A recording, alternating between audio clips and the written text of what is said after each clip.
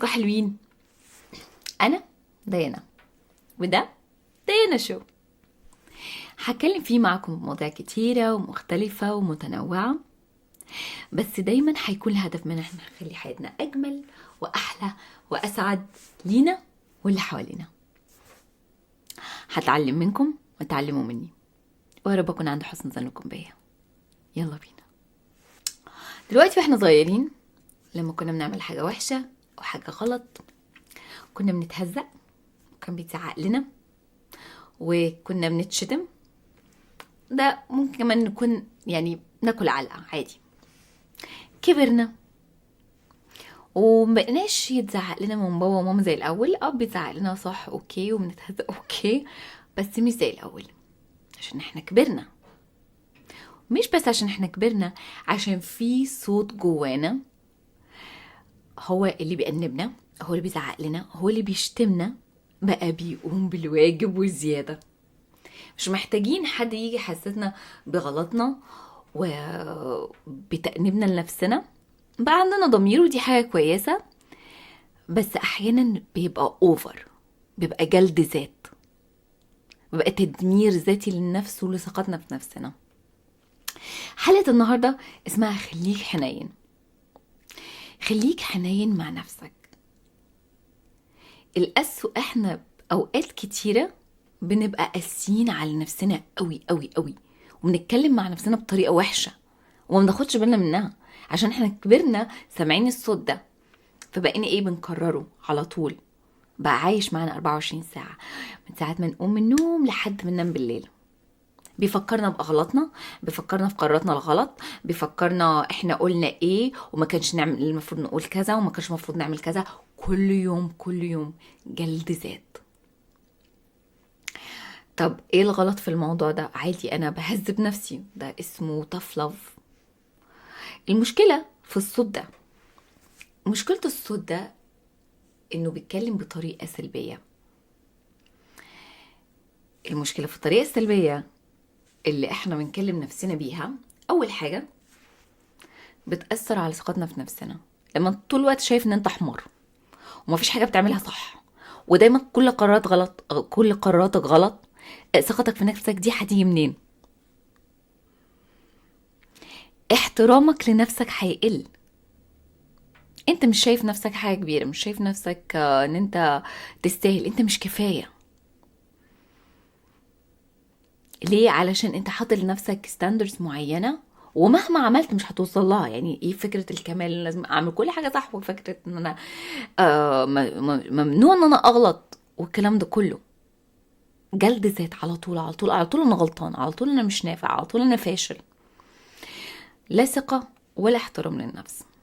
تالت حاجة، ما بتجيبش النتيجة اللي احنا عايزينها. لما تكون فاكر لا انا بحب اشد على نفسي علشان اقوي نفسي وما ما اتقاعسش عن الحاجات اللي المفروض اعملها.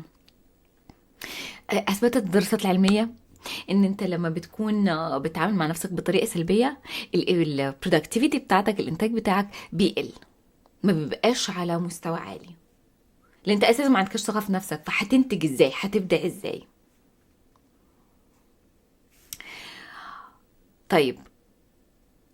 طب انا دلوقتي، انا الصوت السلبي ده عندي، انا هعمل ايه دلوقتي؟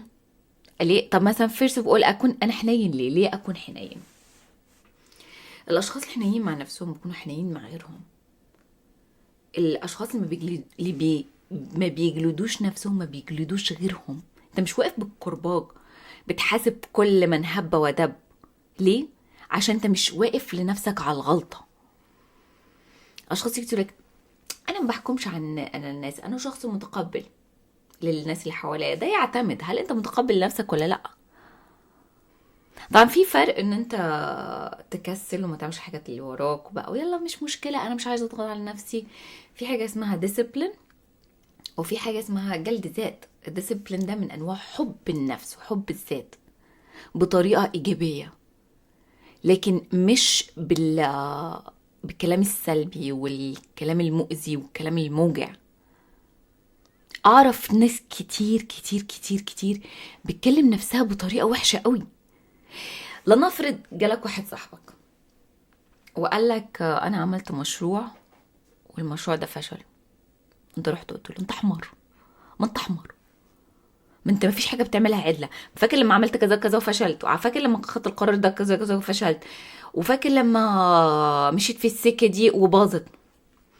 يا عم ما تضربني بالنار احسن، ده حتى اسهل وارحم. ما بنكلمش الناس اللي حوالينا بالطريقه دي، طبعا احنا بنفكر فيها احيانا، بس ما بنكلمش مع حد بنحبه بالطريقه دي. ما نقعدش نحسسه قد ايه هو قليل وقد ايه هو صغير وقد ايه هو فاشل. حاجه بتوجع. ليا صديق كنا بنتكلم على ال entrepreneurial opportunities والبيزنس الكلام ده. ف كان يوم مش لطيف، فبقول لي تخيلي انا فشلت في حاجات كتيره، انا فشلت انا هعدلك، وعملت الموضوع الفلاني وباظ معايا، وعملت الموضوع التاني وما كملش معايا. عند ما وصل عند 3 نقطات بس بقى اسكت اسكت، وترتني. ايه الطريقه الوحشه اللي انت بتتكلم فيها دي مع نفسك؟ وده بيديك انطباع اذا كان الشخص ده بيتكلم على نفسه بالطريقه دي، امال هيتكلم على غيره ازاي؟ امال هو شايف اللي حواليه ازاي؟ لما انت ما تكونش يعني شخص ايجابي مع نفسك، وصح انا غلطت في الحاجه دي، اتس اوكي، غلطت المره دي، هرجع اظبط نفسي ومش هعملها تاني، انا اتعلمت النهارده ومش هرجع اعيدها تاني. لكن انت حمار، انت غبي، انت ما نفعتش، وانت عمرك ما ودي دقني لو فلحت، مش هتجيب نتيجه. كلام مؤذي وبيوجع. انت لو ابنك صغير وهو بيتعلم يمشي قام وقع، ايه غبي يا حمار انت ما بتعرفش تمشي، ايه ده احنا طول عمرنا بنمشي، لا قوم امشي يلا، وتقعد تزعق فيه، مش هيمشي. it's harsh. فكرة خليك حنين، خليك حنين مع نفسك، ما تبقاش قاسي على نفسك. ما تقعدش بالليل بدل ما تعد نعم ربنا عليك وتعمل تمرين الامتنان اللي احنا كنا بنتكلم عليه في حلقات فاتت، تقعد تقول انا ما كانش المفروض اقول الكلمه دي، ايه الغباء اللي انا قلته، لا لا لا لا, لا. ايه الهبل اللي انا بعمله ده، انا ما كانش المفروض اعمل الحاجه دي، بوظت الدنيا خلاص، اللي حصل حصل. انك تقعد تجلد في ذاتك وتقعد تشتم في نفسك وتقعد تزعق لنفسك وروح اقعد في النوتي كورنر عشان انت وحش، مش هيجيب نتيجه. لكن لما تكون حنين مع نفسك، احنا كلنا بنغلط، مفيش حد معصوم من الغلط، الكمال ده ربنا لوحده بس، مفيش حد كامل. لما انت تكون حنين مع نفسك وتتقبل ان الكمال ربنا وحده وان انا انسان وبغلط، بس المهم ان اصلح غلطي بعد كده، واكون حنين مع نفسي اقول اتس اوكي، معلش المره دي ما نفعتش معايا، ارجع اعمل كده تاني، او ما كانش المفروض اقول الكلام ده، انا هعتذر عن الكلمه اللي قلتها ومش هرجع اقولها تاني، وابقى حاسب على نفسي. كلنا بنغلط بس بنتعلم من الغلط، فده عادي، it's okay. منكونش قاسين على نفسنا، عشان انت لما تكون حنين مع نفسك ايه اللي بيحصل؟ اول حاجة ثقتك في نفسك بتزيد، احترامك لنفسك بيزيد، ولما انت بتحترم نفسك اللي حواليك بيحترموك، الطريقة اللي انت بتشوف فيها نفسك اللي حواليك بيشوفوك بيها. مش هتبقى مكتئب وانسان غلس وقاعد في حالة مأساوية على طول. رابع حاجة واهم حاجة، ابداعك وانتاجك هيبقى احسن بكتير. ليه؟ عشان انت مش حاطط الدماغ في حالة fight or flight على طول، انت مش عامل ضغط، مش قاعد بتغذي دماغك بافكار سلبية، دماغك متغذي بافكار ايجابية، في ثقة، في احترام، بيبقى عنده مجال يبدع، عنده مجال يطلع حاجات حلوة وكويسة. طب اعمل انا دلوقتي؟ اقعد اقول انا بحبني انا بحبني انا بحبني انا بحبني، تعالى لو عايز تعمل كده اتس اوكي، مش غلط برضو. في يومك العادي، انا دي بتحصل معايا، بدات اخد بالي منها لما بعمل حركه غبيه، انا مش غبيه، الحركه اللي غبيه، خلي بالنا من الكلام، واقول لنفسي ايه الهبل ده، لا لا لا هو مش هبل، انا غلط بس هاخد بالي المره الجايه مش هعملها تاني. بقيت باخد بالي من كلامي لنفسي. انا مش عايزه اكلم الناس اللي بحبهم بالطريقه دي، ومش المفروض اكلم نفسي انا بالطريقه دي. اهم علاقه في حياتك هي علاقتك في نفسك، عشان دي العلاقة اللي معك 24 ساعة. انت الشخص اللي قاعد مع نفسك 24 ساعة، 7 ايام في الاسبوع، من ساعة ما بتصحى لحد ما بتنام. فخلي علاقتك في نفسك كويسة. ابقى انت القريب، انت الصاحب، انت الحبيب. طول عمرنا نسمع كلمة محدش هينفعك غير نفسك. هو فعلا محدش هينفعك غير نفسك. لما تكون انت صاحب نفسك وبتاخد بالك من نفسك وبتحب نفسك ومش قاسي على نفسك، انت متخيل اللي ثرايفنج، يعني الطريقة اللي انت هتكبر وتبدع وتبقى فيها احسن واحسن واجمل على طول.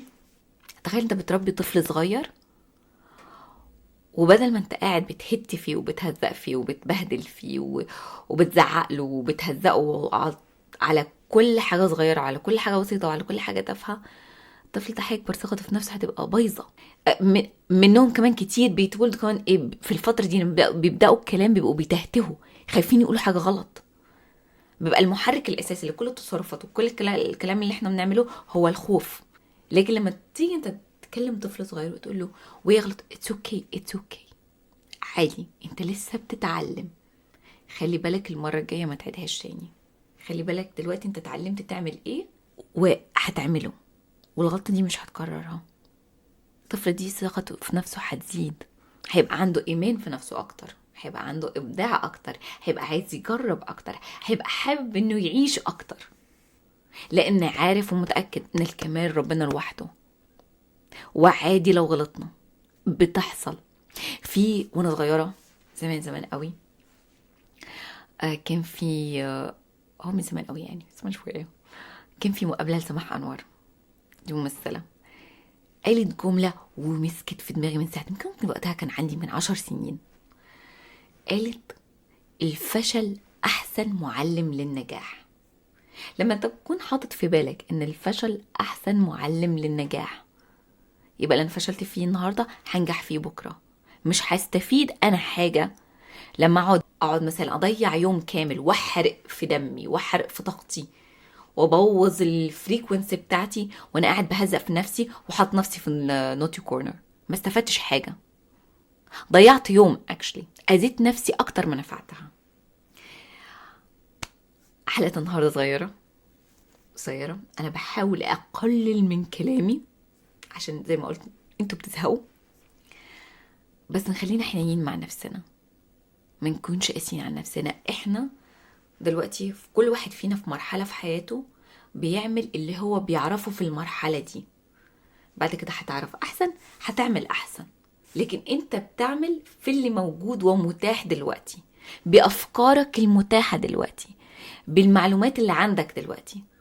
المعلومات دي هتتحسن، الافكار دي هتتحسن، فادائنا هيتحسن. فخليك حنين مع نفسك، عشان انت لما تكون حنين مع نفسك هتبقى حنين مع غيرك، ولما تبقى حنين مع غيرك هتبقى لطيف ولذيذ وامور وشخص ناجح وشخص مبدع، وكل الحاجات الحلوه دي هتطلع منك. فالهوم بتاع النهارده، خلينا بالنا من الكلام اللي بنقوله لنفسنا، مع نفسنا، بنتعامل مع نفسنا ازاي، نعملها باحترام والثقه وحنيه، زي ما نكون بنعامل حد بنحبه، زي ما نكون بنعامل حد صديق قريب لينا وبنحبه، زي ما نكون بنعامل طفل او ابن او بنت لينا. نتعامل مع نفسنا بالطريقه دي عشان احنا نستاهل كده، عشان احنا نستحق كده. ولو ما كناش خدنا كده في الاول، معنا وقت ومعنا فرصة دلوقتي ان احنا نغير الاسلوب ده. يا رب تكون حلقة النهاردة عجبتكم واستفدتوا منها واثرت فيكم، عشان دي بالنسبة لي كمان رحلة ليا انا دي حاجات انا كنت بعملها زمان ودلوقتي مش عايزة اعملها، او حاجات اتعلمتها وعايزة احسن نفسي بيها. فالافكار اللي بشاركوا فيها دي حاجات انا كنت بعملها ولسه بعملها every now and then طبعا، يعني مفيش زي ما احنا قلنا كلمة ربنا، لكن ما بقتش قاسية على نفسي زي ما زمان. حتى المرة الجاية لو عجبتكم الحلقة اعملوا سبسكرايب وشير ولايك. ان شاء الله الحلقه هتكون موجوده على سبوتيفاي، على اليوتيوب، على الابل بودكاست. اشوفكم المره الجايه.